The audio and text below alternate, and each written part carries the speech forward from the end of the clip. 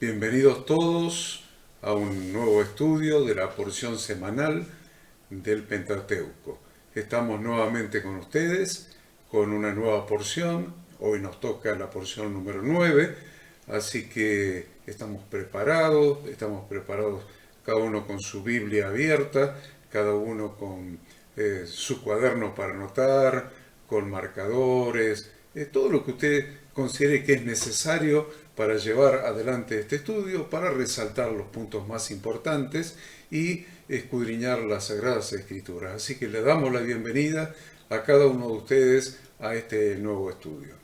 Muy buenos días a todos, un privilegio para nosotros y una felicidad poder abrir las escrituras, reflexionar juntos en esta porción, ¿no?, que cada uno de nosotros estuvo estudiando a lo largo de la semana y que hoy nos encontramos en este lugar para compartir y estudiar juntos. La porción de esta semana, como bien decía Horacio, es la número 9.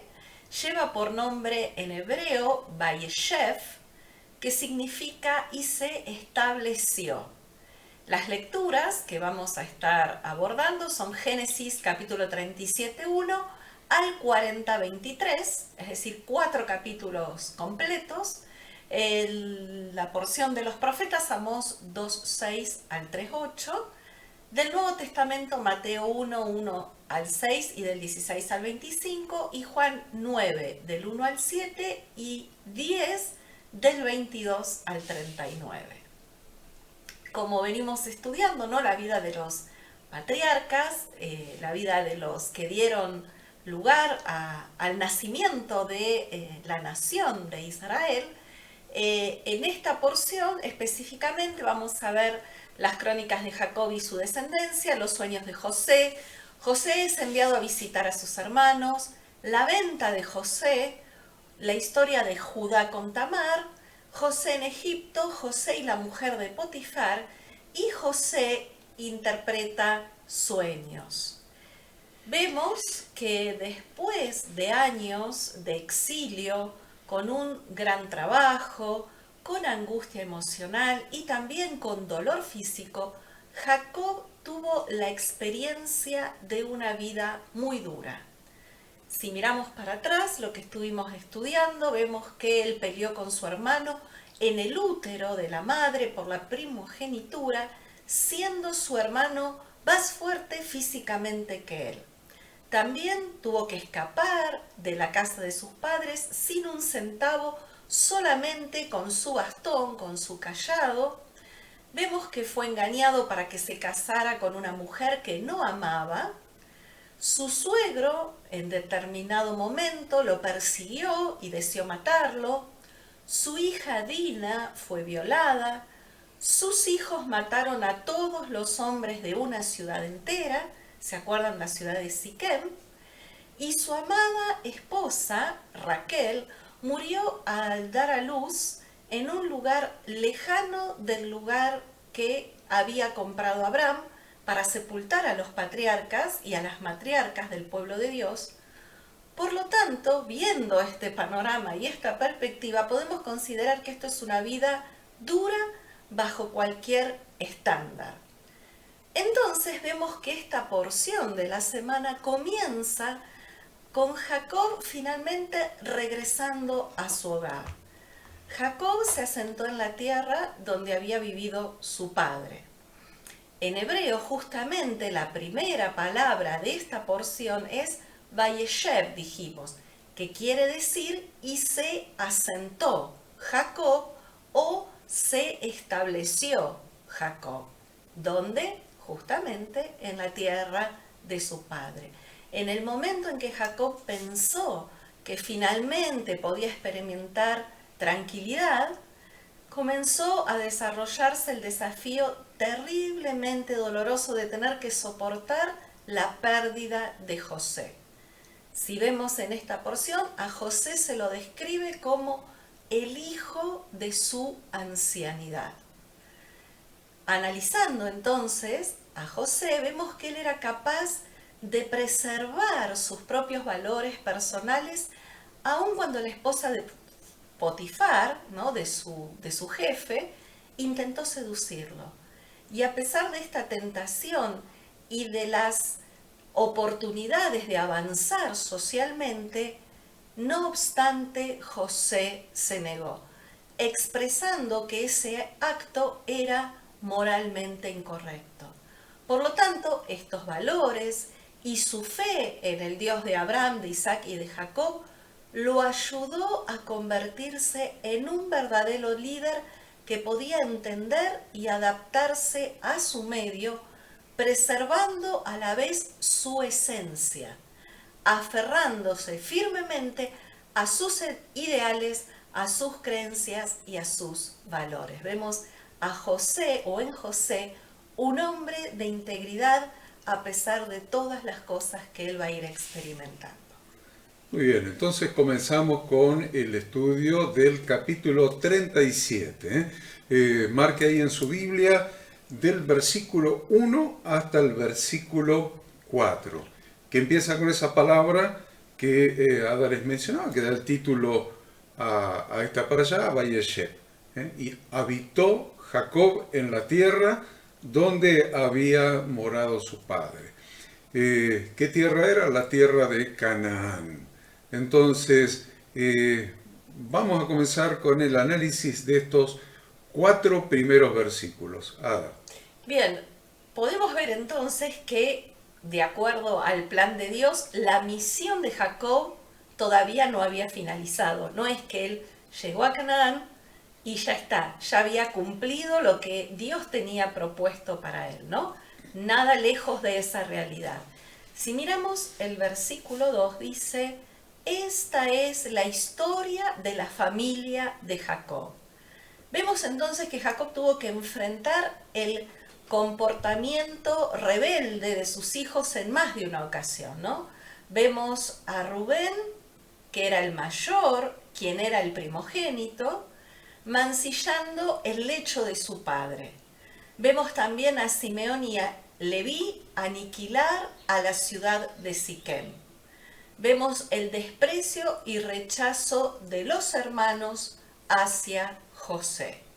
Entonces, si vemos, ¿no?, cada uno de estos episodios podría haber sido una razón suficiente para que Jacob excluyera de la familia a uno o más de sus hijos. ¿Por qué? Justamente por estas conductas que sus hijos habían tenido. Si Jacob hubiera hecho eso, hubiera continuado con el patrón establecido en las generaciones previas de la familia de Jacob. Si miramos para atrás, vemos, ¿no?, recordamos que Ismael había sido expulsado por sus abuelos, por Abraham y por Sara. Habíamos visto también que su hermano Esaú ya no estaba formando parte del clan. Esaú también se había ido. Sin embargo, vemos una diferencia en Jacob. Jacob no tomó ese camino. Él hizo todo lo que estuvo a su alcance para mantener la unidad de la familia. Por lo tanto, con estos modelos, José aprendió muy bien la lección de que la familia es lo principal. Sin embargo, empezaron a acontecer ciertas cosas con su llegada a tierra de Canaán.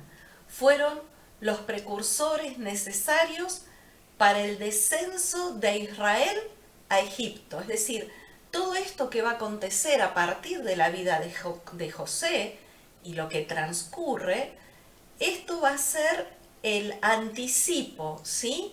Va a preparar el escenario para que más adelante Israel descienda a Egipto y para que se pudieran dar todos los milagros del Éxodo que la nación recuerda constantemente hasta el día de hoy.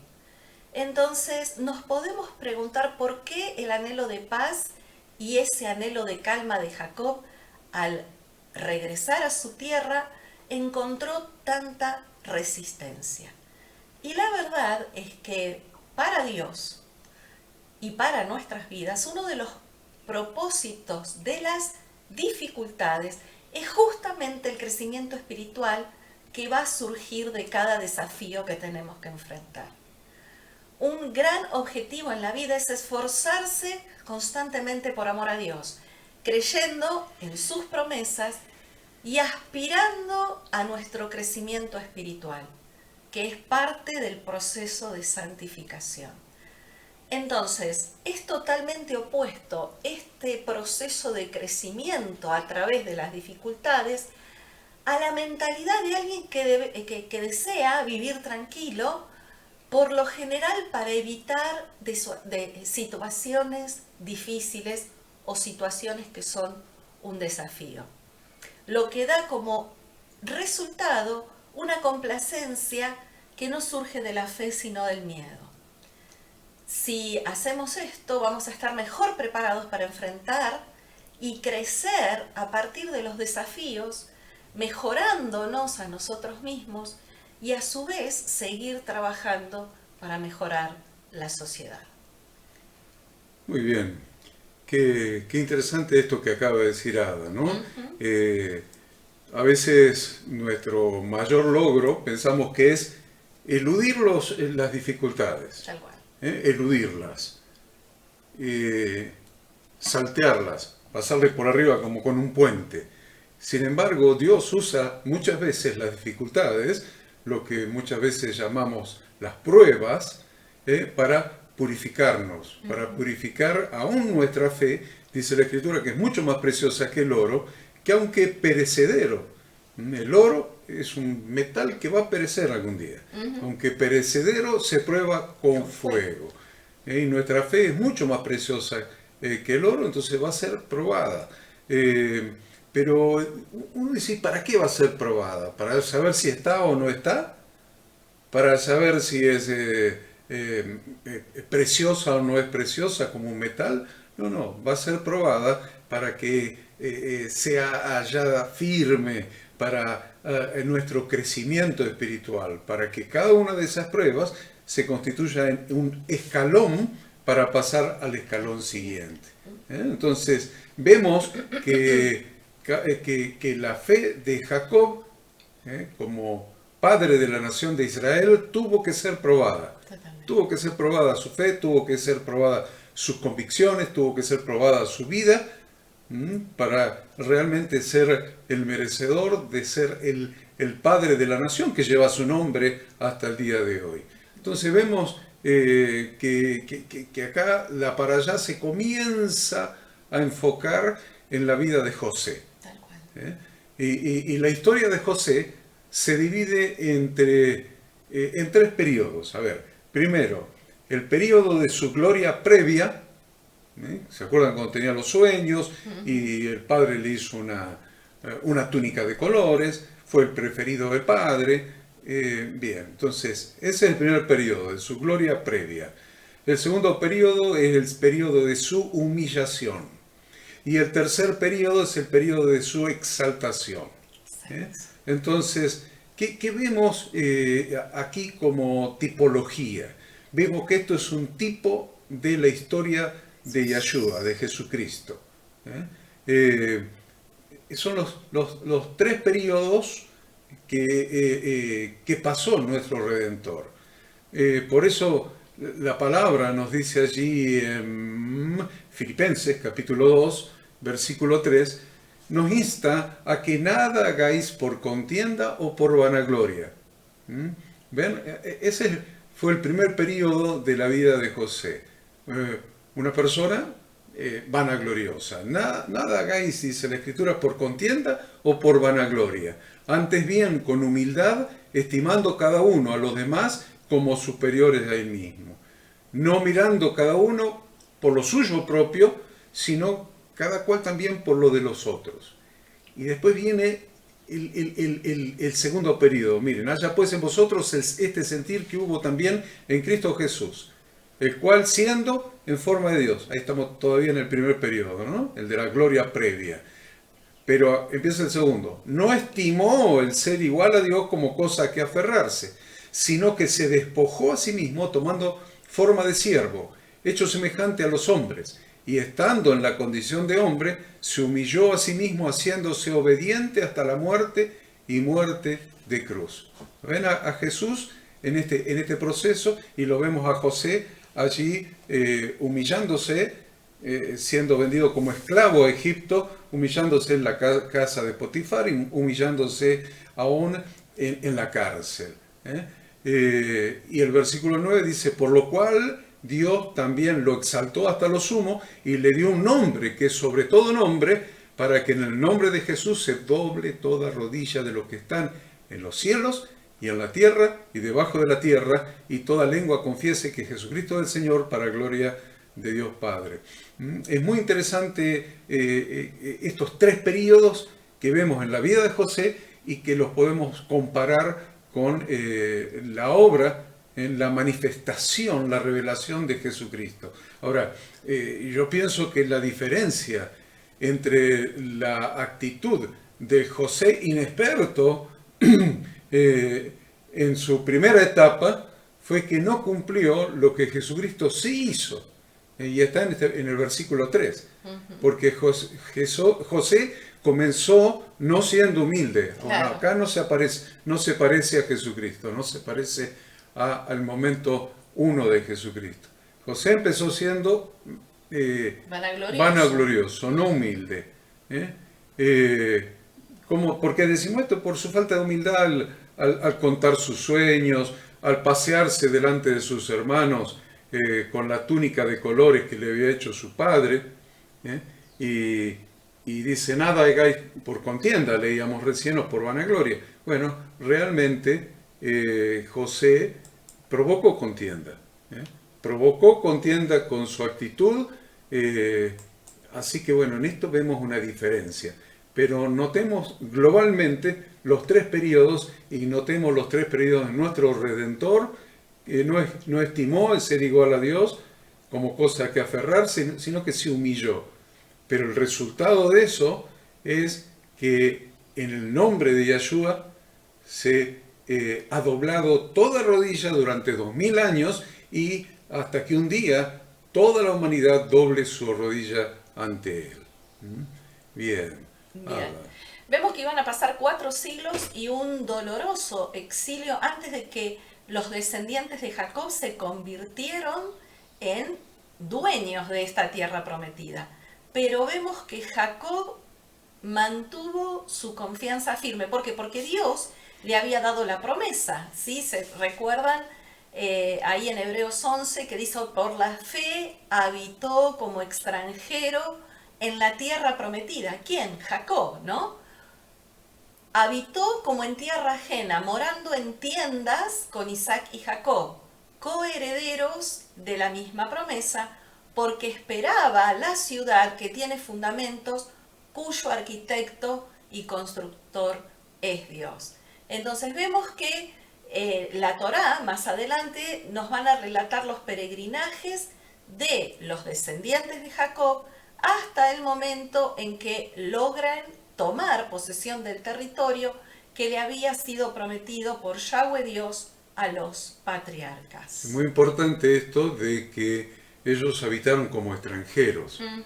Porque esperaban que Abraham, Isaac y Jacob dice que eran coherederos de la misma promesa, esperando una ciudad que tiene fundamentos, cuyo arquitecto y constructor es Dios. Es la misma ciudad que estamos esperando nosotros. Por eso cuando Hebreos capítulo 13, versículo 12 habla de Jesucristo, dice que Jesús padeció fuera de la puerta, no adentro de la ciudad, fuera de la ciudad. Y que nosotros debemos salir a Él, Hebreos 13:13, salgamos pues a Él fuera del campamento, llevando su vituperio, porque no tenemos aquí ciudad permanente. ¿Ven? La misma situación. No tenemos aquí ciudad permanente, sino que buscamos la porvenir. Nuestra patria definitiva todavía no ha llegado. Y recién llegará en la segunda venida de Yahshua, en la segunda venida de Jesucristo, cuando Él reine sobre la tierra y establezca su reino, establezca su gobierno, y nosotros seamos sus reyes y sacerdotes que reinaremos con Él. Bien, vemos que esta parashá acontece, ¿no? Todo este episodio que se va a dar con José, cuando Jacob tenía 108 años de edad. Y aconteció 9 años después de que Jacob retornara a su hogar. José dice, en la porción que estamos leyendo, estos versículos, que era pastor y estaba junto a los hijos de Bilha y de Silpa, que eran las dos criadas de Raquel y Lea, con las que Jacob también tuvo hijos. Todo mal comportamiento que José veía en los hermanos, ¿qué hacía José? Se lo contaba a Jacob. Y esta fue una de las razones por las cuales sus hermanos obviamente terminan odiándolo. Dice ahí la porción, e informaba José a su padre la mala fama de sus hermanos. Y obviamente que la fama tiene que ver con los demás. ¿Por qué? Porque la palabra fama significa hecho de ser reconocidas las cualidades de una persona o de una cosa, o los actos de una persona, por mucha gente, y de que se hable de ellos. Entonces, o sea que el tema fama tiene que ver con la opinión de los demás. La opinión de terceros sobre uno mismo, sobre uno, sobre una familia, sobre una iglesia, sobre un cuerpo. Siempre fama es lo que opinan los demás. Y la verdad es que tenemos que prestar especial atención a la fama de Jesús, porque la Biblia habla de la fama de Jesús. En Lucas 5:15 dice que la fama de Jesús se extendía más y más. Ahora, ¿qué fama era? Pues la fama puede ser buena o puede ser mala. Claro. La opinión de los demás puede ser buena o puede ser mala. Y acá dice que la fama de Jesús se extendía más y más. Ahora, sabemos que era buena fama porque el versículo continúa diciendo y se reunía mucha gente para oírle. Ahí tienen la fama. Se reunía mucha gente para oírle y para que les sanase de sus enfermedades. En Hechos 2:46 y 47 son versículos que siempre usamos, donde habla de qué fama tenía la iglesia. Entonces, primero hablamos de la fama de Jesús. Ahora vamos a ver la fama de la iglesia, o sea, la opinión de los demás en relación con la iglesia. Dice que perseveraban unánimes cada día en el templo y partiendo el pan en las casas, comían juntos con alegría y sencillez de corazón, alabando a Dios y teniendo, y ahí está la fama, y teniendo favor con todo el pueblo. Y entonces el Señor añadía cada día a la iglesia los que habían de ser salvos. Por eso en Hebreos 12:1 se nos dice que tengamos cuidado con nuestra fama, con nuestra propia fama. Cada uno de nosotros, ustedes, nosotros, debemos prestar atención a nuestra fama, o sea, lo que los demás opinen de nosotros. Porque dice que nosotros también, teniendo en derredor nuestro tan grande nube de testigos, despojémonos de todo peso y del pecado que nos asedia y corramos con paciencia la carrera que tenemos por delante. Entonces, nosotros también tenemos que tener cuidado de nuestro testimonio. Eso se llama testimonio. ¿Cuál es tu testimonio? Testimonio tiene que ver con reputación, con fama, porque alrededor nuestro hay una gran nube de testigos. La pregunta es, ¿qué opinan tus vecinos de vos? ¿Qué opinan las personas del pueblo de vos? ¿Cuál es tu fama? ¿Cuál es tu reputación? ¿Cuál es tu prestigio o desprestigio? Porque eso tiene que ver con lo que la gente piense de tu Dios. Tu buena fama honra a tu Dios. Tu mala fama deshonra a tu Dios. Bien. Vemos entonces también, ¿no? Nos va quedando claro en estos versículos que José se preocupaba por sus hermanos y asumió la responsabilidad de corregirlos. O sea, aquellos que quieren de alguna manera un poco defender esta postura de José, ¿por qué José iba y hablaba? Dicen esto, que José trataba de corregir a sus hermanos, de velar por sus hermanos. Justamente le preocupaba la fama de sus hermanos. ¿Por qué? Porque esa fama de sus hermanos iba a afectar la fama de Jacob. Entonces, si bien José se equivocó en sus juicios, se transformó de alguna manera en líder. ¿Por qué? Porque él asumió la responsabilidad por sus hermanos. La motivación de José fue altruista. Sin embargo, obviamente a sus hermanos no les caía bien. ¿Por qué? Porque consideraban que este comportamiento de José era un problema. Y además, otro de los motivos que podemos ver por los cuales sus hermanos sentían hasta odio por José, es porque estaban celosos del favoritismo que Jacob le demostraba. Aquí la Torá se refiere a Jacob como Israel en estos primeros versículos que estamos analizando. Acuérdense que siempre Israel tiene que ver con su nombre que expresa el carácter espiritual. Por lo cual Jacob eligió a José en ejercicio de sus atributos más nobles y su espiritualidad.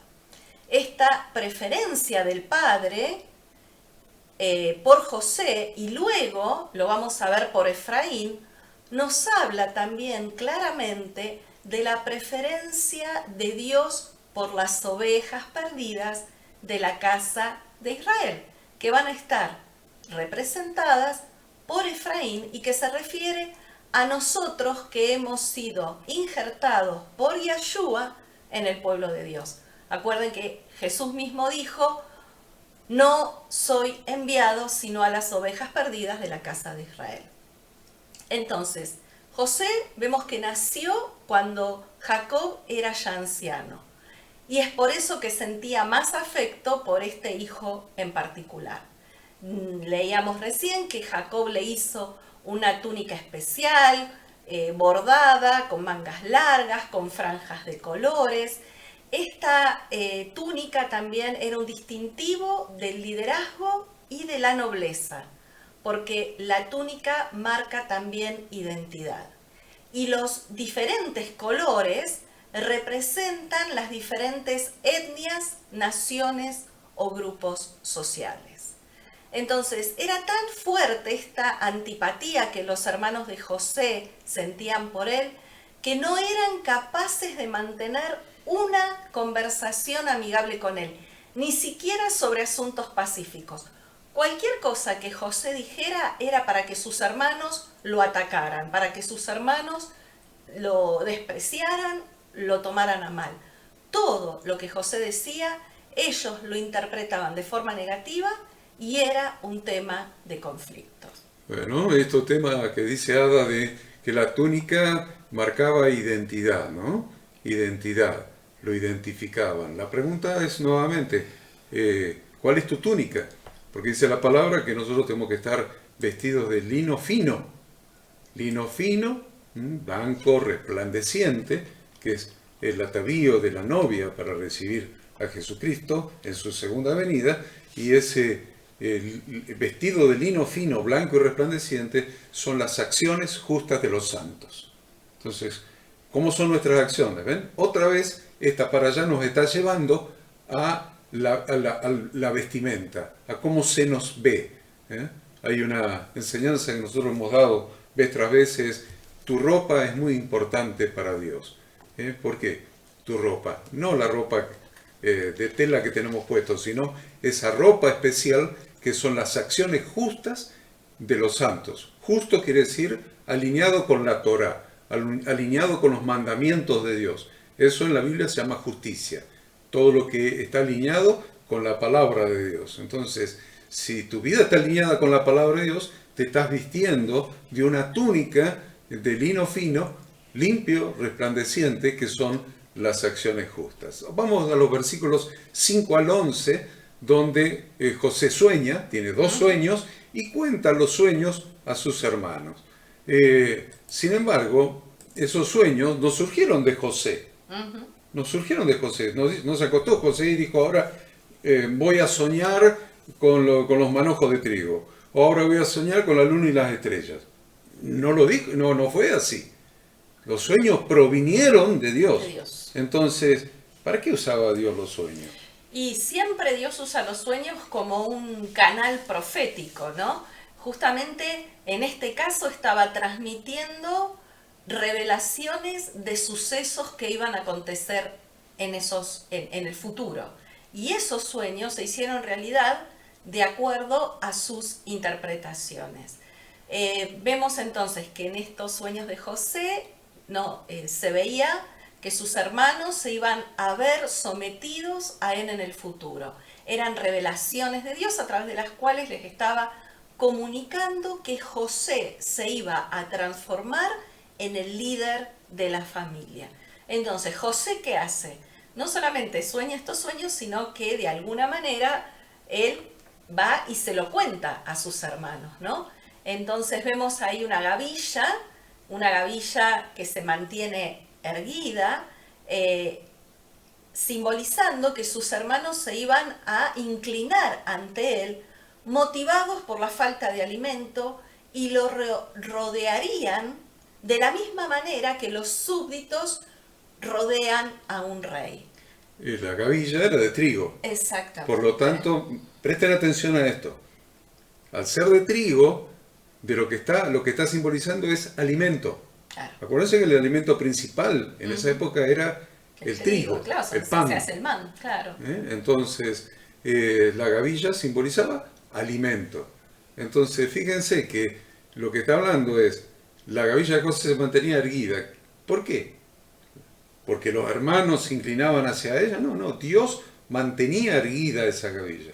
A Dios lo mantuvo a José. Fue Dios quien mantuvo erguido a José y los hermanos inclinándose en busca de alimentos. Muy interesante la hermenéutica de esta visión. Sí, y además esa gavilla quedó erguida en el sueño, simbolizando de alguna forma que iba a permanecer erguida en el poder, mucho tiempo. Y la verdad que eso se cumplió, porque vamos a ver que José fue virrey de Egipto durante 80 años.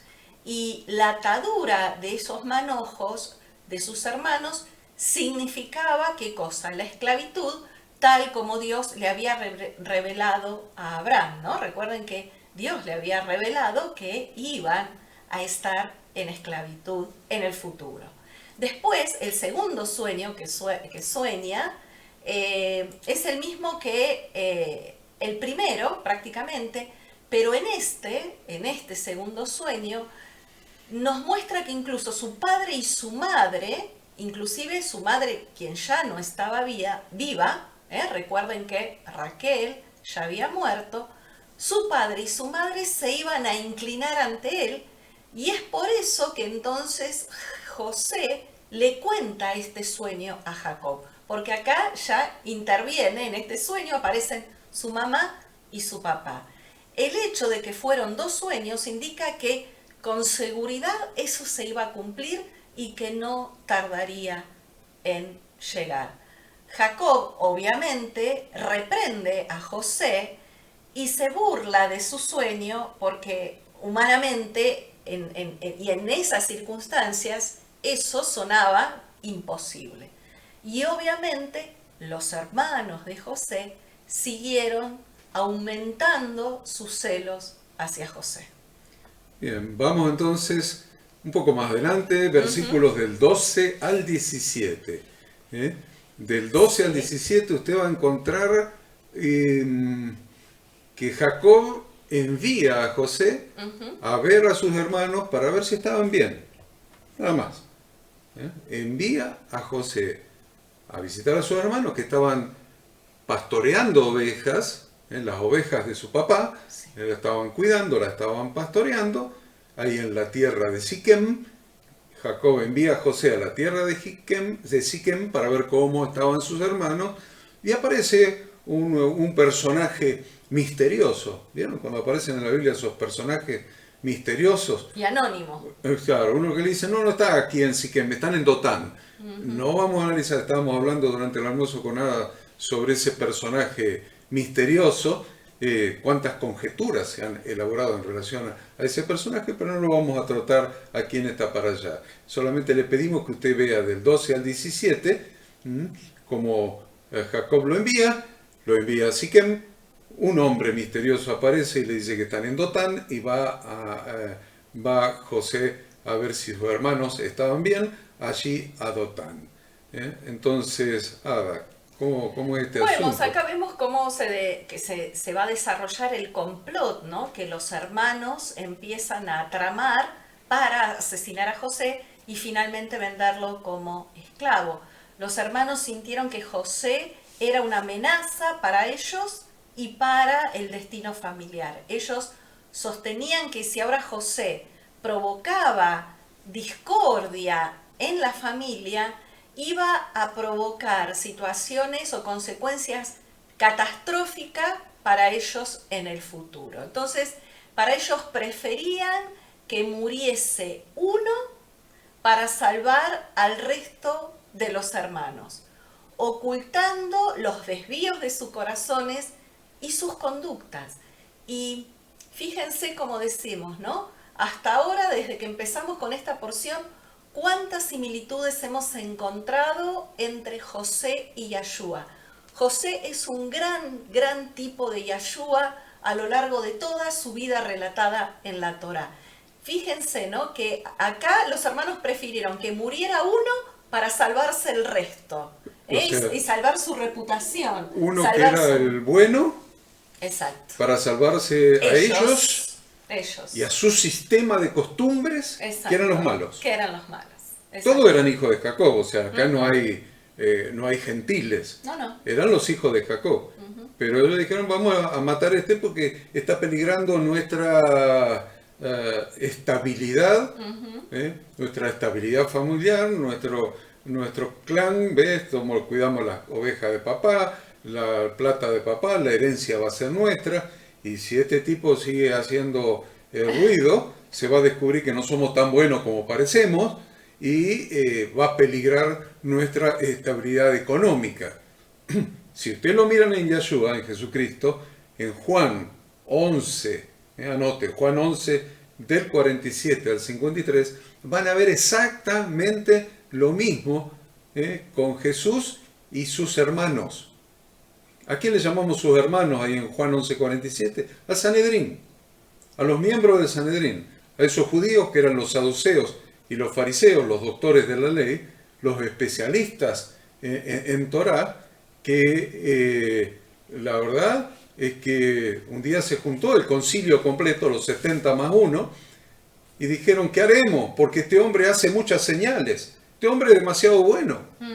¿Qué haremos? Si seguimos soportando que este hombre sea tan bueno, y que aumente su buena fama, va a quedar en evidencia lo malo que somos nosotros. tal cual. Lo que se llamaba en ese momento la corrupción del templo, la corrupción de los religiosos, la corrupción del Sanedrín, principalmente del sumo sacerdote. Entonces dice, si le dejamos así, todos creerán en él. Y vendrán los romanos y destruirán nuestro lugar santo y nuestra nación. No les importaba ni el templo ni la nación. Estaban defendiendo su propia posición. Exacto. Entonces Caifás, uno de ellos, acuérdense que el sumo sacerdote se repartía entre Anás y Caifás. Anás y Caifás. Anás era el suegro de Caifás. Anás el suegro, Caifás el yerno, y se repartían el sumo sacerdocio una vez cada uno. Entonces Caifás, que era sumo sacerdote aquel año, le dijo, vosotros no sabéis nada, ni pensáis que nos conviene que un hombre muera por el pueblo. Por el pueblo, era por ellos. Y no que toda la nación perezca. No era toda la nación, eran ellos. Esto no lo dijo por sí mismo, sino que sobre Jesús. Era sumo sacerdote y profetizó. Y así que desde aquel día, dice el versículo 53, acordaron matarle. Acordaron es una palabra clave ahí en Juan y es una palabra clave en Génesis. Se pusieron de acuerdo, acordaron matarle. Lo mismo, la misma palabra en Génesis que la que se usa en el Nuevo Testamento. Bien, entonces vemos que, como bien decías recién, ¿no? Los hermanos de José fueron a apacentar las ovejas del padre a Siquem. Recordemos, ¿no? Siquem, ¿no? ¿Cuántas veces aparece en la Torá Siquem, este sitio? Porque justamente Siquem es el valle de la decisión. también lo podemos llamar el Valle de la Obediencia. Sin embargo, ellos estando en Siquem, apacentando las ovejas, dijeron vamos a Dotán, siendo Dotán un lugar de tráfico comercial. Ellos habían cambiado la bendición de la obediencia a la Torá por el comercio, prefirieron dejar Siquem e irse a Dotán. Y ese es un riesgo permanente que los siervos de Dios corren, que los aleja de la bendición de la obediencia e inclusive les insensibiliza el corazón, ¿no? Tengamos cuidado, como hablamos siempre, la motivación. La motivación es el servicio a Dios o la motivación es la posición y el beneficio económico. Claro, el prestigio que ellos tenían, el interés económico por la herencia. Ellos no estaban esperando que vaya José a buscarlos, a ver cómo estaban, ni nada por el ni estilo. Se lo imaginaban. Entonces, podríamos pensar, y lo dejamos para que usted lo piense, ¿por qué se fueron de Siquem, que era el valle de la decisión, donde estaba la bendición de Dios? Acuérdense del monte Ebal y el monte Gerizim. Entonces, ahí estaba la bendición de Dios, ahí lo había mandado Jacob a apacentar las ovejas, porque se ha venido a Dotán, que era una ruta comercial, donde iban los mercaderes que comerciaban, que traficaban especias y demás elementos, productos hacia Egipto, un lugar comercial. ¿No será que se ha venido ahí porque vendían algunas ovejas? ¿Le vendían algunas ovejas a papá? Piénselo, piénselo, piénselo. ¿Cuál fue la motivación de irse del lugar donde el padre los había mandado a un lugar que tenía que ver con el comercio? Una ruta comercial. Y use para esto 1 Pedro, capítulo 5, versículos del 2 al 4. 1 Pedro, capítulo 5, versículos del 2 al 4. 1 Pedro 5, del 2 al 4. Algo que vemos también en José, cuando su padre lo manda, José dijo, heme aquí, y fue por sus hermanos. Y acá vemos nuevamente un tipo de Yahshua, que fue enviado por el Padre Celestial al mundo para redimir a sus hermanos. Bueno, vamos entonces a vamos a avanzar un poquito, vamos a avanzar del 18 al 24. Del 18 al 24 vemos la actitud de Rubén, el primogénito Rubén. Entonces vemos que Rubén salva a José de la conspiración para asesinarlo. ¿Qué es lo que tenemos que tener en cuenta acá? Que el primogénito, una de las obligaciones de la primogenitura, tenía derechos y obligaciones. Tal cual. El hijo primogénito heredaba la doble porción porque tenía que hacerse cargo de todas las hijas, de todas las mujeres, de todas las hijas que había en la familia, que no heredaban nada. Se heredaba a cada varón una parte, el primogénito doble porción porque se hacía responsable de sustentar a las hijas. Pero también tenía otra obligación, que era cuidar a sus hermanos menores. Y acá Rubén, que ya vimos que había perdido la primogenitura por acostarse con Bila, creo que fue una de las concubinas de Jacob, mancillar el lecho de su padre, y que la primogenitura había pasado, como vamos a ver más adelante, a José, en cabeza de su hijo Efraín, cuando Jacob antes de morir bendice a los hijos de José, a Efraín y Manasés, y le pasa la primogenitura, que le hubiera correspondido a Rubén, se la pasa a Efraín. Entonces, muy interesante que Rubén realmente tenía conciencia de su responsabilidad como primogénito de cuidar a sus hermanos menores. Entonces, Ada. Bien, lo que ellos planean entonces, como decías, la conspiración era quitarle la vida. Y fíjense que la Torá nos advierte, ¿no?, claramente sobre cómo evitar deteriorar las relaciones humanas. Levítico 19:17 nos dice, no odiarás a tu prójimo en tu corazón. Esto nos exige solucionar nuestras diferencias y no permitir que el odio y la enemistad crezcan en nuestro interior. Porque Dios sabe, ¿no?, que eso que empieza como un primer pequeño granito, va creciendo, como esa pequeña levadura va creciendo, ¿no? Entonces es importante que también de acá saquemos una enseñanza para nuestra vida personal y que tratemos de comunicarnos de la mejor manera, de la mejor forma, lo más amablemente, hacia aquellos que nos producen resentimiento por cualquier motivo, ¿no? Justamente más nos tenemos que esforzar en esto. Y no solamente lo hacemos o lo debemos hacer por el bien de los demás, sino principalmente por nuestro propio bien, porque sabemos que si los celos y el odio nos dominan, literalmente nos van a consumir y nos van a volver personas amargas, personas retraídas, que no solamente destruyen a los demás, sino que además nos destruimos a nosotros mismos. No hay nada peor que el odio, el resentimiento y la amargura, ¿no? También otra manifestación de estos celos y de este odio quedó en evidencia cuando le dijeron a Jacob, miren qué hacen los hermanos. Cuando van a Jacob con la túnica ensangrentada, le dicen, por favor, identifica si esta es o no la túnica de tu hijo. Es decir, el odio de sus hermanos por José era tan fuerte que ni siquiera soportaban pronunciar el nombre de José. Llamaron a José tu hijo. Así le dijeron a Jacob. Fíjate si es la túnica de tu hijo. No lo llamaron siquiera nuestro hermano.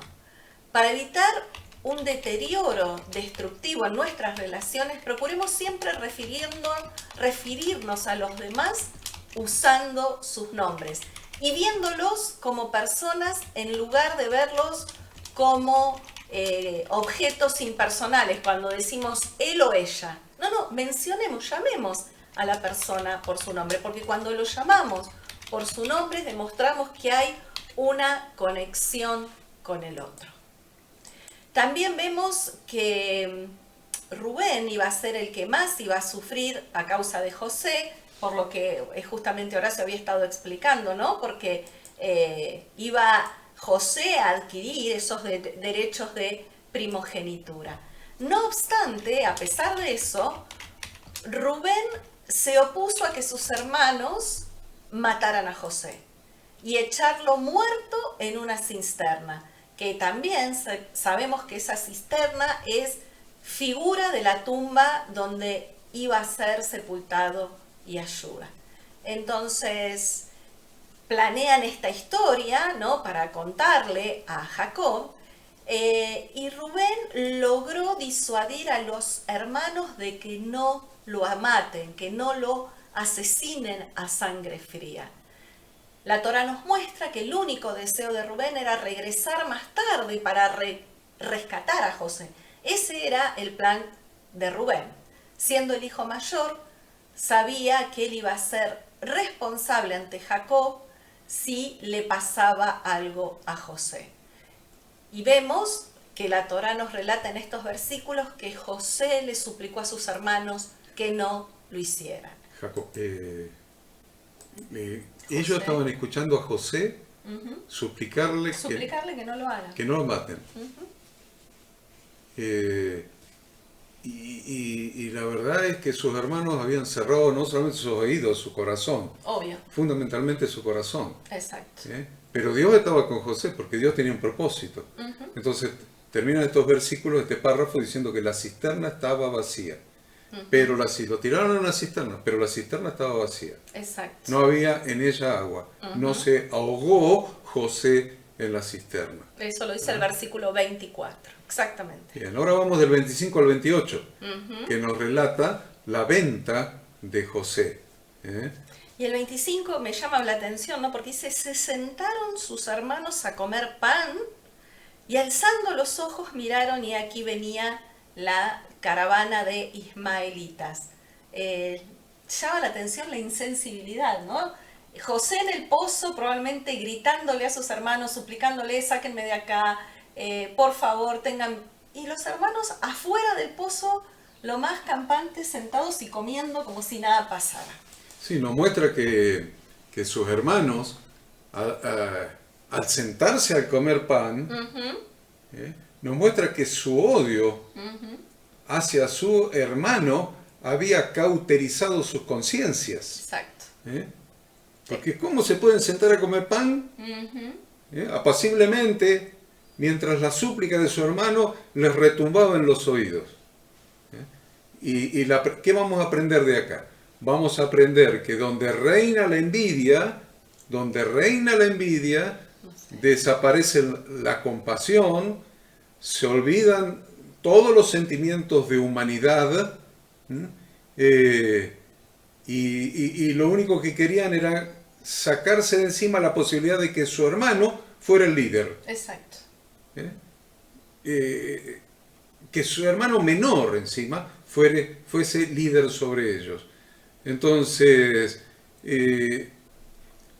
estaban aplicando inclusive el tema de ojo por ojo, ¿no? Porque lo vendieron a una caravana que venía de Madián, de ismaelitas.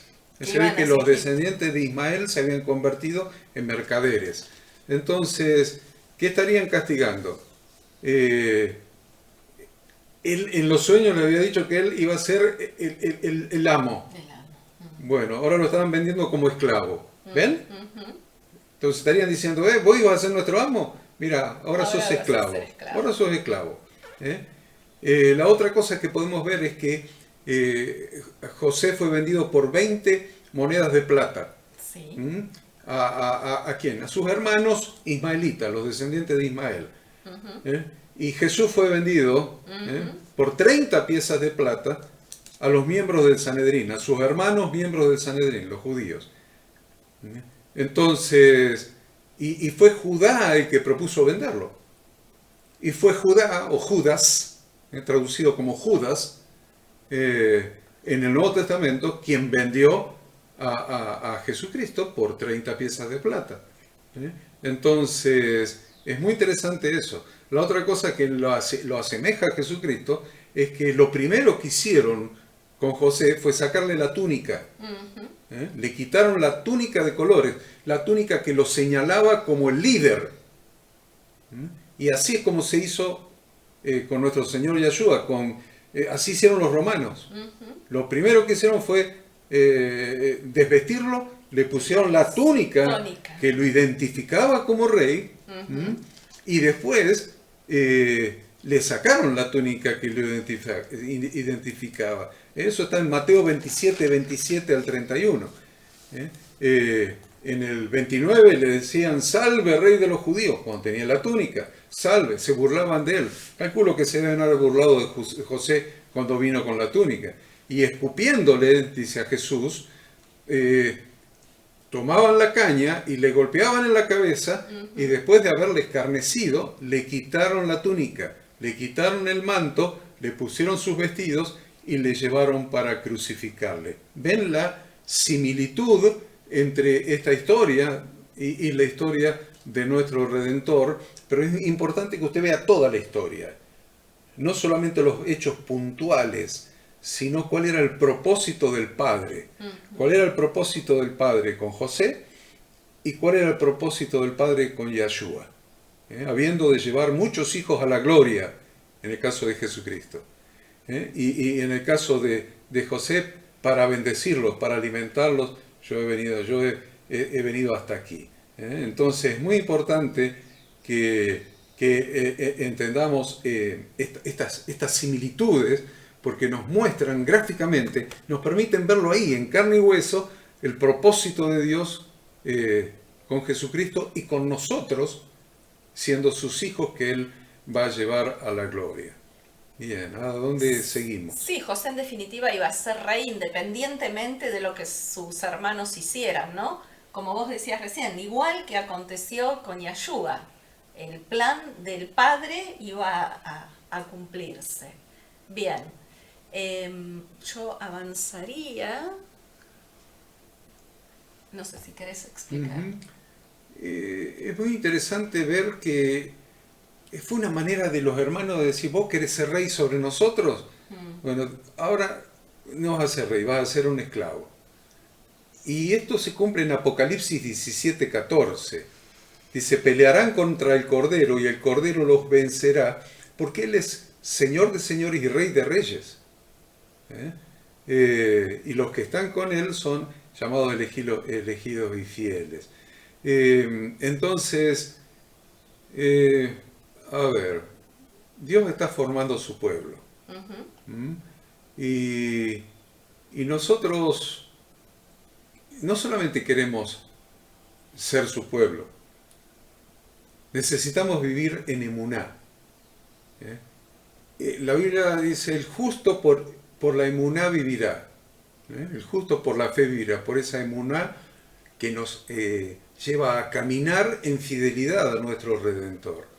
Entonces, es muy interesante esto, porque nosotros, para vivir en emuná, debemos entender que somos siervos. Así como José fue vendido como siervo, como esclavo, y fue como siervo a la casa de Potifar, y vivió como siervo en la cárcel, y después vivió como siervo siendo el virrey de Egipto, que era la potencia mundial, vivió como siervo. Dice, no, pero fue el virrey. No, vivió como siervo, vivió sirviendo al pueblo de Egipto, vivió sirviendo al faraón y vivió sirviendo a sus propios hermanos, alimentándolos, a su papá y a sus hermanos. Entonces, si nosotros queremos ser siervos de Dios, pero no nos alineamos a las instrucciones de su palabra en relación con nuestra propia vida, con nuestra función sacerdotal, ¿ves? De siervo, nuestra función sacerdotal en nuestro hogar, en la iglesia en cuanto a la multiplicación de la iglesia, la forma y el funcionamiento de la iglesia, y hacia el mundo, en el cumplimiento de la gran comisión del evangelismo, Dios nos deja solos. José tuvo que aprender a ser siervo. Hasta ahí no había sido siervo. Había sido el preferido del papá. Había sido el preferido del padre, el vanidoso. Y ahora tenía que aprender esto que nosotros también tenemos que aprender. Tenemos que aprender a que nuestro sacerdocio es un servicio. Es un servicio. Hasta que si no aprendemos eso y seguimos en nuestro exitismo y en nuestra vanagloria, va a pasar que Dios nos va a dejar solos en la cisterna. Entonces va a aparecer en nosotros esa tristísima sensación de estar metidos en una solitaria, oscura y profunda cisterna. Así fue la situación de José. La situación de José es que José había recibido la revelación de Dios. Y dice, no, pero yo he recibido la revelación de Dios, el llamamiento, he sido llamado. Perfecto, José también. Recibió la revelación de Dios en sueños en cuanto a su magnífico futuro en Dios. Pero no había aprendido a ser siervo conforme al llamamiento de Dios, porque Dios lo estaba llamando a ser siervo. Y después vamos a ver más adelante en otra paralla el encuentro, o sea, cuando José le revela quién es a sus hermanos, y van a ver sus palabras significan que Dios lo había puesto por siervo para alimentar a sus hermanos. Entonces, no para sacarle dinero a sus hermanos, porque él ya tenía todo el dinero del mundo, porque era el virrey del imperio más grande de la humanidad. Entonces, la Biblia dice cuando llegó José a sus hermanos. En el versículo 23 dice, cuando llegó José a sus hermanos. ¿Cuántas veces se han construido ídolos para la congregación para que se sientan alegres, puedan liberar sus emociones? ¿Cuántas veces hemos llevado a las personas que están a nuestro cargo como siervos de Dios, que están a nuestro cargo, lo hemos llevado a Dotán en lugar de llevarlos a Siquem? Los hemos llevado a Dotán, les hemos prometido las bendiciones de los mercaderes, del éxito, la prosperidad. Acuérdense de lo que dije recién de Dotán. ¿Cuántas veces hemos llevado a la gente a Dotán en lugar de llevarlos a Siquem? Como siervos de Dios debemos llevar a la gente que Dios ha puesto bajo nuestra responsabilidad a Siquem, no a Dotán. A Siquem, donde es el valle de la decisión, donde está el monte Gerizim, el monte Ebal, donde está el monte de la desobediencia, de la maldición o de la bendición por obediencia. Para eso hemos sido llamados, para eso somos siervos de Dios, siervos de Dios. Entonces, en el versículo 23 también dice que ellos quitaron a José su túnica, se los dije recién, la túnica de colores que tenía sobre sí. Habla de la túnica, pero aclara, la túnica de colores. No era cualquier túnica, era la túnica que lo identificaba con la preferencia del padre. Con la cierta posición de realeza, habíamos dicho también antes. La preferencia del padre. Si le quitaban la túnica, ¿cuál era la diferencia entre José y sus hermanos? Sin esa túnica que lo diferenciaba, que le marcaba la preferencia del padre. ¿Cuál era la diferencia entre José y sus hermanos? Ninguno. Nada lo distinguía. Entonces, Dios muchas veces se ocupa de sacarnos la túnica, esa túnica de autoridad, de realeza, como dice Ada, de realeza, de autoridad, que nos ha dado el Padre. Y entonces, por más que gritemos, yo soy el líder ungido, me tienen que obedecer porque yo soy el líder, yo soy el siervo. Pero si Dios nos quita la túnica de colores, que Dios mismo nos ha dado, cuando nos llamó al ministerio, estamos en un problema. Porque ahora quedamos desnudos frente a los hermanos. Y cuando Dios nos quita esa túnica de colores, hermanos, presten atención a esto. Pastores, líderes, servidores, presten atención a esto. Cuando nosotros no nos resistimos a aprender a ser siervos de Dios y nos empezamos a enfocar en nosotros mismos, en nuestra propia túnica de colores, Dios nos saca la túnica, nos deja desnudos frente a nuestros hermanos, frente a la congregación. Entonces, las miserias de nuestra vida privada, quedan a la vista de todos. Queda a la vista de todos nuestra familia. Los dramas de nuestra familia, las desavenencias de nuestra familia, los desacuerdos, lo que usted quiera, de nuestra familia. Todo queda al descubierto. Se queda al descubierto, inclusive que nosotros estamos pastoreando una congregación de gente humilde, gente pobre, y que nosotros como líderes de la congregación vivimos con otro nivel económico, otro nivel de satisfacción, de lo que quieran ustedes, que el resto de la gente. Entonces queda todo en evidencia, la gente empieza a ver, porque ya no tenemos la túnica esa de que yo soy el líder, ahora estoy igual que todos los demás. Entonces toda mi vida queda expuesta a los ojos de los demás. Entonces dice el versículo 24 que le tomaron y le echaron a la cisterna. ¿Quiénes lo tomaron y lo echaron en la cisterna? Los hermanos mismos, sus propios hermanos fueron los que lo echaron en las cisternas. Mientras que decidían, sin ningún apuro, comiendo pan, qué es lo que iban a hacer con él. Y muchas veces sentimos que estamos en esa cisterna, que perdimos todo a lo que le habíamos asignado un gran valor, la cantidad de gente, el número, la recaudación, las paredes, los bancos, las sillas, los instrumentos, los equipos de sonido, el prestigio. Entonces, muchas veces se sienten que están en la cisterna, que perdieron todo aquello a lo que le habían asignado un gran valor en la vida, en el ministerio.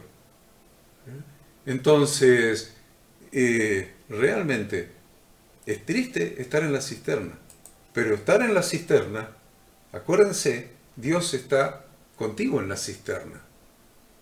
¿Por qué le digo que Dios está contigo en la cisterna? Porque el versículo 24 dice, pero la cisterna estaba vacía, no había en ella agua. Dios no te quiere eliminar, no te quiere sacar de tu llamado, de tu ministerio, de tu función. Dios quiere que estemos reenfocados. De vez en cuando nos mete en la cisterna para reenfocarnos en su propósito. Y su propósito para nuestra vida es que seamos siervos de Dios. No siervos como un título nobiliario, siervos como sirvientes. Sirvientes. La cisterna estaba vacía, pero eso de que la cisterna estaba vacía, que no había agua en ella, significa también que la palabra de Dios es el agua. Y aún muchas veces nos quedamos sin la revelación de la palabra de Dios. Sin la revelación. Entonces, es muy interesante cuando a veces nos vamos detrás de nuestras propias interpretaciones de las Escrituras y entramos en Jeremías 2:13. Porque dos males ha hecho mi pueblo. Me dejaron a mí fuente de agua viva y cavaron para sí cisternas rotas que no retienen agua, donde no está la revelación de la palabra de Dios, donde nuestras liturgias religiosas, nuestras tradiciones afuera de las Escrituras, o nuestras propias instrucciones, que no se ajustan a la Torá de Dios, constituyen esas cisternas rotas que no retienen agua. Cuando no entendemos el pacto de bodas de Dios con su pueblo, con su iglesia, y no enseñamos ese pacto, a vivir en ese pacto de bodas, porque todo pacto de bodas requiere una condición esencial, o dos condiciones esenciales. Una es el amor y otra es la fidelidad. El amor a Dios y la fidelidad a sus instrucciones, al pacto de boda. Entonces, se sentaron a comer pan. Entonces, ¿qué significa que se sentaron a comer pan? Que tus hermanos ahora empiezan a buscar pan en cualquier lado. Empiezan a buscar alimento en cualquier lado. Y hoy en día, el diablo ha creado un sistema de información tan extenso y casi perfecto, donde lo que busques en las redes lo vas a encontrar. Entonces vas a encontrar cientos de personas, de pseudo revelados, no encuentro la palabra, que te van a traer revelación, cientos sobre una misma palabra. Cada uno según su interpretación. Hoy el pan está de sobra para que la gente se siente frente del televisor, frente a la computadora, frente a su celular y empiece a buscar el pan que nosotros no le hemos dado. Es una responsabilidad muy grande. Es una responsabilidad muy grande. Los hermanos van y comen pan, mientras nosotros nos quedamos en la cisterna sin agua, sin la palabra de Dios, muertos de hambre, solos y muertos de hambre. Entonces algunos dicen, pero se me dividió la iglesia, o se me fueron tanto, Bueno, es tiempo de reenfocarnos en la palabra de Dios. Y que la gente no necesite ir a buscar pan afuera, mientras ellos comen pan en cualquier lado, cualquier tipo de pan.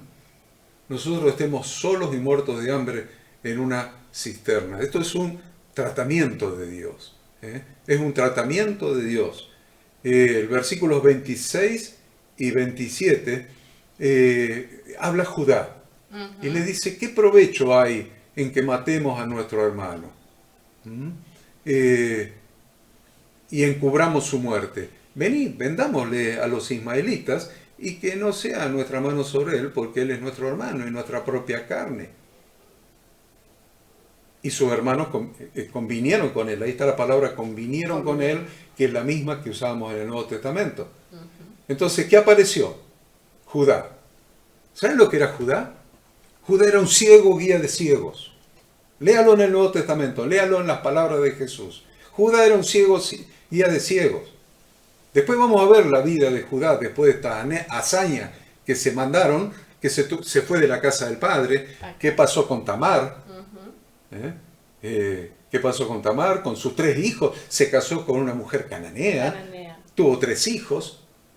2 se los mató Dios. después terminó acostándose con su nuera. Entonces, es muy interesante ver, dice, no, pero era Judá. No, Judá en este momento era un ciego guía de ciegos. Aparece Judá guiando a sus hermanos hacia un futuro incierto de su hermano José, dividiendo a los hermanos y provocando el dolor del corazón de su padre. Vendámoslo. Pero lo más llamativo es que sus hermanos convinieron con él, es decir, estuvieron todos de acuerdo.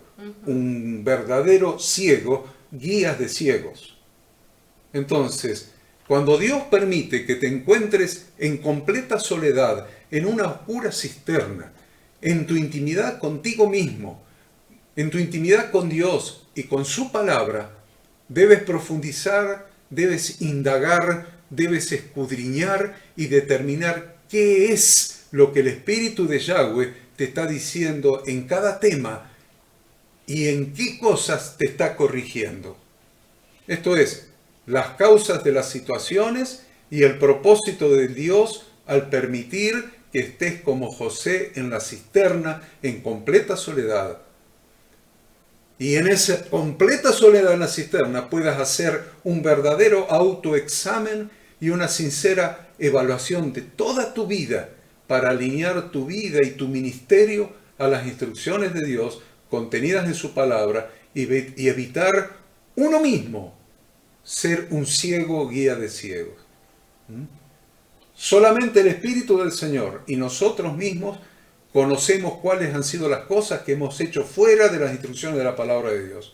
Cuáles han sido las razones de esos errores cometidos. Y en qué cosas debemos hacer un verdadero arrepentimiento, una teshuvá, un arrepentimiento bíblico, clamando al Señor que no nos deseche como lo hizo con el rey Saúl o como lo hizo con Esaú, sino que nos dé la oportunidad de enmendar nuestro camino ajustándonos a su perfecta voluntad expresada en las Escrituras. Sabemos perfectamente que Yahweh nuestro Dios es clemente en misericordia, es lento para la ira y grande en misericordia y verdad, y que por su bondad no hemos sido consumidos, porque nunca decayeron sus misericordias hacia nosotros. Todos nosotros nos descarriamos como ovejas, pero recibimos el perdón de Dios a través de Jesucristo. Por lo tanto, en esta para allá de esta mañana, los aliento a hacer un verdadero examen interior de su propia vida, de su sacerdocio en su hogar, cómo has sido como sacerdote en tu hogar, con tu familia, cómo has sido como sacerdote en la iglesia, en la familia de Dios y hacia el mundo, para hacer la necesaria teshuvá que traiga sanidad a tu corazón y les dé un propósito renovado, alineado con el propósito de Dios.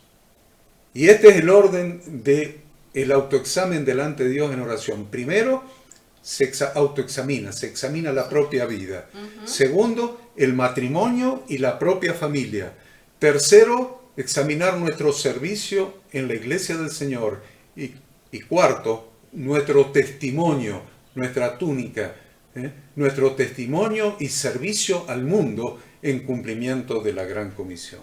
Espero que esta brevísima reflexión les pueda resultar de utilidad. Y los invito a que cuando esto esté subido en las redes, usted lo pueda rebobinar, antes se decía rebobinar, retroceder y volver a escuchar esta parte de la enseñanza porque es muy importante. Tómelo como palabra de Dios de las Escrituras. Vamos de los versículos 29 al 36. Capítulo 38. Ah, bien. Sí me gustaría, antes de pasar al capítulo 38, que está relatado esto que vos comentabas de Judá con Tamar, mencionar en qué puntos decimos que José es un tipo de Yahshua. Es muy llamativo, ¿no? Nos impacta. Por ejemplo, en primer lugar podemos decir que Jacob le da un trato preferencial a José, al igual que Yahshua es el preferido del padre. En segundo lugar, José es tirado al pozo de donde es sacado por los ismaelitas. Yahshua salió de la tumba en su resurrección. En tercer lugar, José es despreciado y odiado y humillado. Y eso mismo le pasó a Yahshua. En cuarto lugar, José llega a una posición de autoridad. Lo vamos a ver en las próximas porciones, ¿no? Bueno, parte de esta también. Y vemos que Yahshua es exaltado sobre todo. En quinto lugar, a ambos se los acusa de engaño y ambos fueron vendidos por dinero. En sexto lugar, ambos tuvieron que resistir una tentación. José tuvo que resistir la tentación de la esposa de Potifar, mientras que Yahshua tuvo que resistir, ¿qué tentación? La tentación de no ir a la cruz. En séptimo lugar, ambos tienen espíritu de profecía. ¿Por qué? Vemos que José puede interpretar sueños y esos sueños siempre eran proféticos. Y Yahshua predijo, entre otras cosas, como profeta, que fue también, la destrucción del templo. En octavo lugar, ambos no fueron reconocidos por sus hermanos. Vamos a ver más adelante que a José sus hermanos no lo reconocen cuando lo encuentran en Egipto. Y a Yahshua no lo reconocen hasta el día de hoy sus hermanos judíos como el Mesías. En noveno lugar, José estuvo vestido con ropas egipcias. A Yahshua lo vistieron con ropas romanas y con la fantasía de que él fundó una nueva religión. Por eso no tampoco sus propios hermanos lo reconocen. No pueden reconocer a Yahshua, a un israelita, sino que lo ven como a un romano. Décimo lugar, José es figura de Israel y sus hermanos son figura de las naciones. Éxodo 4:22 nos dice que Israel es llamado mi primogénito. Así como José era hermano amado por Jacob, era el favorito del padre, amado de una manera especial, así también Israel es amado por Yahweh de una manera especial. En 11 lugar, a José le reprochaban sus hermanos si él iba a reinar sobre ellos. E Isaías capítulo 2 nos habla del monte de la casa de Israel, nos dice que a él correrán todas las naciones, nos dice que de Sión saldrá la palabra de Yahweh. Jerusalén va a estar por encima de todos los montes, de acuerdo a lo que relata Isaías capítulo 2. 12, así como sus hermanos quisieron matar a José, así las naciones se han levantado en contra de Israel y han querido eliminarlo a través de la historia. ¿Por qué? Porque dijimos que los hermanos son figura de las naciones. Y como punto número 13, podemos ver que Jacob le puso una túnica especial, como dijimos, símbolo de realeza a José. Y a Yahshua le quitaron su túnica. Bien, nos quedamos sin tiempo, así que nos faltan todavía 3 capítulos. Vamos a ir sobrevolando. El capítulo 38 vemos a Judá y Tamar. Sí.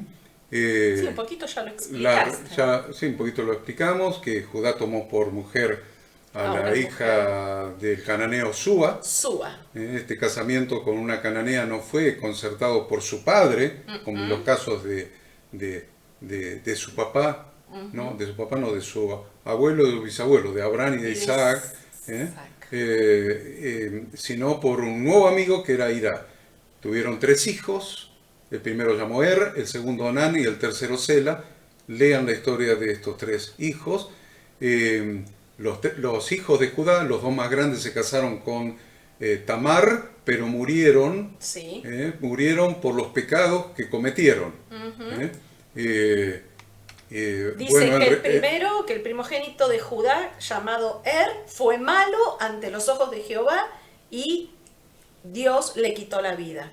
Y el segundo, que fue Onán, tenía la obligación de llegarse a la mujer del hermano para levantarle descendencia, pero Onán se negó a hacerlo. O sea, por no querer levantar descendencia a su hermano, murió Onán. Después de eso, del 6 al 10, de 14 al 19, el fundamento moral de la unión de Tamar y Judá, del 24 al 26 vemos el embarazo de Tamar, que Tamar era hija de Sem, de la descendencia de Noé. Después del 27 al 30 vemos que Tamar de su embarazo da luz a mellizos, que fueron Fares y Sara, Sara con Z, y Fares está en la genealogía de David y en la genealogía de Jesucristo. Exacto. Entonces, vemos que a pesar de todo, ¿no? Porque acá este hecho es muy importante, porque sabemos que a través de Judá debía venir el Mesías. Y acá Judá de alguna manera pone en riesgo que eso se pudiera concretar. Y sin embargo, bueno, Dios, a través de la intervención de esta mujer Tamar logra quedar embarazada y de Judá tener estos hijos, y como bien explicas vos, va a venir de allí en adelante el Mesías. es muy interesante que podamos entender la aplicación de la ley del levirato. En el libro de Job creo que se llama Goel, a nuestro pariente más cercano. El libro de Job, Job reclama un Goel que se presente delante de Dios para defenderlo. Ese Goel, ese pariente cercano que hace redención. El Redentor. Vamos a leer en la Biblia, yo sé que mi Redentor vive. Entonces, esa aparición del Redentor, del que redime, el que redime en esta ley del levirato, que es interesante estudiarla. No vamos a tener tiempo hoy porque ya... No, y cuando lleguemos ahí a Levítico, creo que está en Levítico, en Deuteronomio, no en Deuteronomio, está explicado, ahí también, en esa porción lo vamos a estudiar en detalle. Sí, la ley del levirato es una ley del Antiguo Testamento que se refiere a la redención. Eso tome nota. Se trata de alguien sacrificando lo más preciado que un hombre tenía en Israel por amor a su hermano. Se trata de que el hermano fallecía sin tener hijo. Para heredar su porción de propiedad en la tierra de Israel. Entonces fallecía sin heredero. Entonces el hermano que quedaba vivo tenía que llegarse a la viuda y tener un hijo con la viuda. Y ese hijo no iba a ser hijo propio, sino que iba a ser declarado hijo del fallecido, del difunto, del fallecido, y entonces iba a heredar la herencia del fallecido. Quiere decir que que había tenido su hijo, su primogénito con la viuda, perdía su primogénito. Ese es el problema. Ese es el problema por el cual Onán no quiso tener hijo con Tamar. Claro. Porque perdía su primogénito. Exacto. El primogénito de Onán iba a ser como si fuera hijo de el hermano que había fallecido por malo. Falleció por malo, Dios lo mató. Entonces Onán no quiso que un hijo suyo sea heredero del hermano malo y heredaba y perder el hijo. Entonces esto se refiere a la redención. Lo vamos a ver con Booz. Y Ruth la moabita. Exacto, o sea, la misma situación. Tú eres pariente mío. Le va a decir Noemí. A vos. Claro, Ruth la moabita le va a decir a vos, tú eres pariente mía, redímeme, cúbreme con el borde de tu manto, cuando se acostó a los pies. Entonces, la verdad es que se trata de alguien sacrificando lo más preciado que un hombre tenía en Israel por amor a su hermano. Entonces, es interesante porque un hijo suyo estaba perdiendo su derecho a la primogenitura, se lo estaba dando al hermano. Entonces, es una asombrosa, esta ley de Dios, el levirato, es una asombrosa figura de amor y de entrega, muy importante en el corazón de Dios. Entonces, ¿qué es lo que estaba, como dijo Ada recién, qué es lo que estaba, cuál era el plan de Dios y qué es lo que estaba haciendo Satanás en contra del plan de Dios? Tratando de que el Mesías no naciera. Estaba tratando de que el Mesías no naciera. Vez tras vez. Siempre en la Vez historia tras vez. vemos lo mismo. Entonces,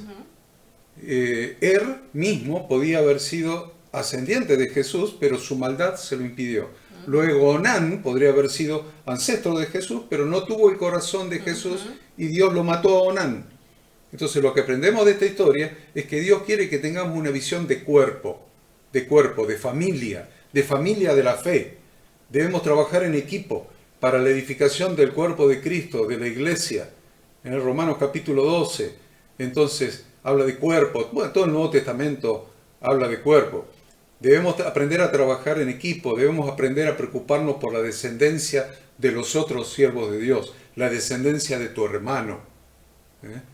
Entonces, Dios cumple su propósito, porque pasó un tiempo, Judá pasó por ahí, se disfrazó Tamar, hizo que se acostara Judá con ella, su suegro, y al final tuvo los mellizos. Fares y Zara. Claro, y en Belén, Noemí encontró un pariente cercano que podía redimir a la familia. Noemí encontró a Booz. Y acuérdense que Booz la redimió. La redimió. Y en la genealogía de Jesús no se nombra al pariente muerto, sino a Booz. Dios lo honra. Mateo 1.5. Entonces, Mateo 1.5, Salmón engendró a Rahab, de Rahab a Booz, Booz engendró a Ruth, de Ruth, a Obed, y Obed a Isaí. Entonces, fíjense que no estaban nombrando al pariente al que él le cedió el hijo. La palabra de Dios honra al que tuvo esa conciencia de levantar descendencia a su hermano. Él redimió a través de Ruth a Noemí, que era la viuda. Bueno, Noemí era la viuda y Ruth también. Y redimió haciendo un hijo con Ruth. Entonces, ¿qué es lo que hizo Jesús? Que esto es lo que yo quería decir como conclusión del 38. Miremos el corazón de Dios expresado a través de su Hijo Jesús. Toda la descendencia de Adán estaba condenada a muerte. Ahí tienen el hermano mayor, Adán. Toda la descendencia de Adán estaba condenada a muerte. Entonces vino Jesús, el postrer Adán, a hacer descendencia a su hermano. Y tienen la aplicación de la ley del levirato. Es decir, por la muerte que entró por Adán, este se quedó sin descendencia en el pueblo de Dios. Entonces vino Jesús sacrificando su propia vida para dar vida eterna a los que en él creen, para levantar descendencia a su hermano Adán. Ahí tenemos la figura, ¿ven? 1 Corintios 15, 21 y 22. Porque por cuanto la muerte entró por un hombre, también por un hombre la resurrección de los muertos, porque así como en Adán todos mueren, también en Cristo todos serán vivificados. Con eso terminamos el 38 y el 39 habla del exilio de José como esclavo en Egipto y es un preludio del exilio. Una figura del exilio después de toda la familia de Jacob. Exactamente, cuando van a ir a Egipto. Vemos de los versículos 7 al 20 la calumnia de la mujer de Potifar hacia José. Y vemos que José es echado en la cárcel. Sí, va a terminar en la cárcel 12 años. 10 años más 2 más por haber recurrido por el olvido del copero. Del copero, exactamente. Recurrió al copero, acordate de mí. Acordate de mí, copero, que yo interpreté el sueño y por eso estás vivo. Y el copero se olvidó, entonces tuvo 2 años más por el olvido del copero. Sí, y algo que yo rescataría de este capítulo 39 es, en primer lugar, como decíamos, los valores de José, la fidelidad de José, cuando él tiene la oportunidad, ¿no?, de pecar, él dice que era incapaz de hacer eso porque él no podía hacerle eso a Dios. No solamente era incapaz de hacerle algo malo a su amo, quien lo había puesto sobre toda su casa, sino que fundamentalmente a José le dolía pecar contra Dios. Y la otra cosa muy interesante que vemos, que en dos oportunidades, en el versículo 3 y en el versículo 21, vemos que dice, vio su amo que Jehová estaba con José. El 21 dice, Jehová estaba con José y le extendió su misericordia. Vemos también, ¿no? Yo rescato de este capítulo esa posición de José, esa fidelidad y ese respaldo de Dios. Porque yo encuentro también en José que, decíamos la porción anterior la semana pasada, así como Dios trató con Jacob, ¿no? A través de todas las cosas que Jacob tuvo que pasar en su vida, Dios lo moldeó, Dios lo transformó, cambió su carácter, cambió su dependencia. Lo mismo acontece con José. A medida que avanza la historia de José, José no es ese jovencito de 17 años engreído y creído, sino que por todas las situaciones que él fue pasando, Dios lo fue moldeando y transformando. Bueno, y el último capítulo, que es el 40, sí, que es la interpretación de los sueños en la cárcel, los sueños del copero y el panadero y las interpretaciones de José.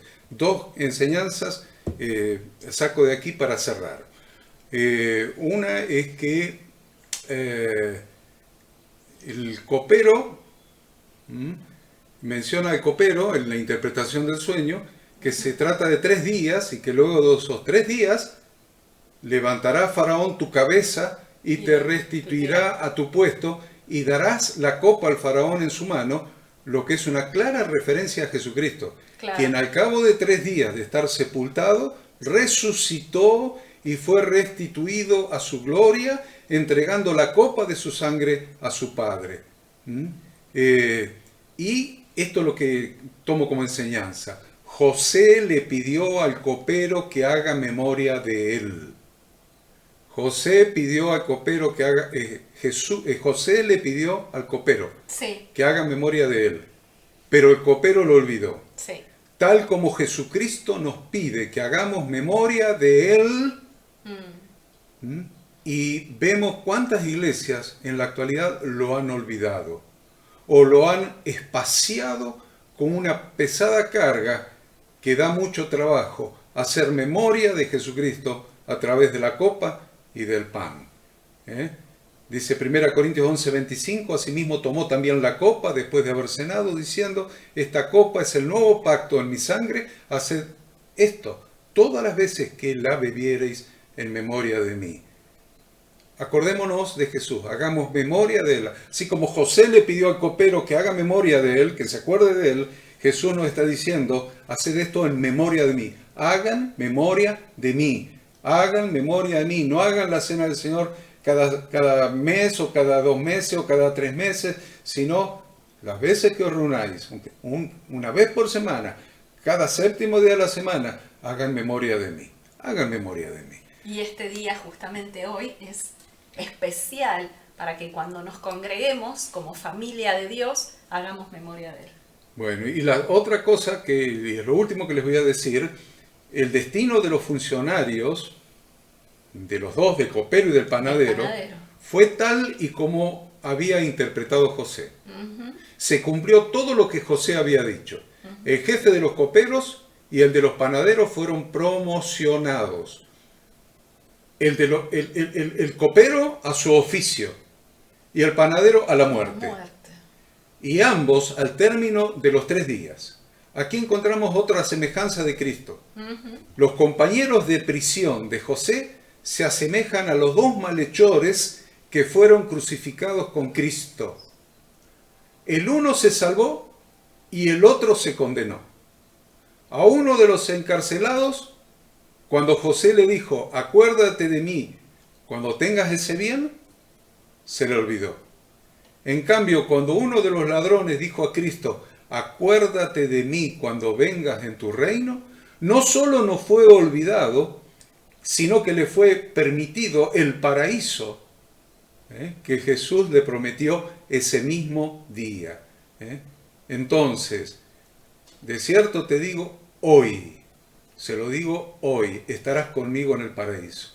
La promesa que le hizo hoy, ese mismo día, Jesús, a ese testigo que fue crucificado con él. Dios se estaba ocupando de salvar a José. Que ese Dios que se ocupó de salvar a José sea el Dios que se ocupa de salvarte a vos, de salvarnos a nosotros, porque vivimos en emuná, en fidelidad a Dios y en fidelidad a su palabra, con un testimonio que haga quedar bien a nuestro Padre, a Yahweh, el Dios que nos ha redimido a través de su Hijo. Dios los bendiga, Dios los guarde. Shabbat Shalom.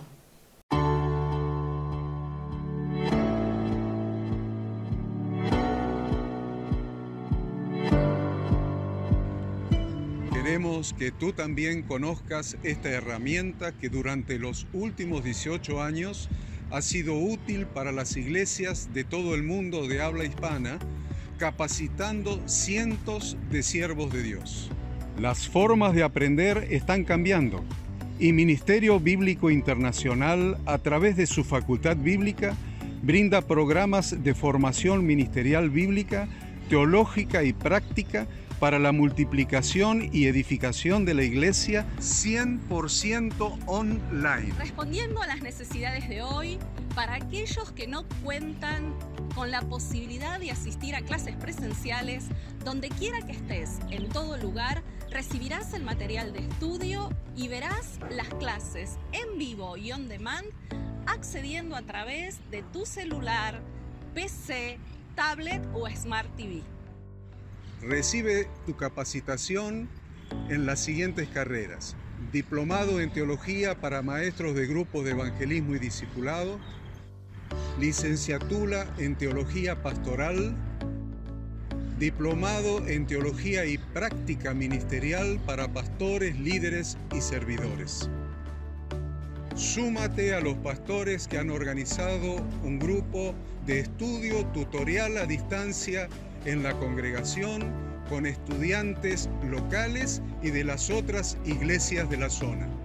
Esta es tu oportunidad como seguidor de Cristo para comenzar tus estudios y completar tus exámenes desde la comodidad de tu hogar y en los horarios que tengas disponibles. Súmate al liderazgo de este tiempo y adquiere las habilidades, herramientas y valores necesarios para impactar el mundo con la palabra de Dios y transformar la vida de aquellos que creen al Evangelio. Para más información, ingresá a facultadbiblica.com.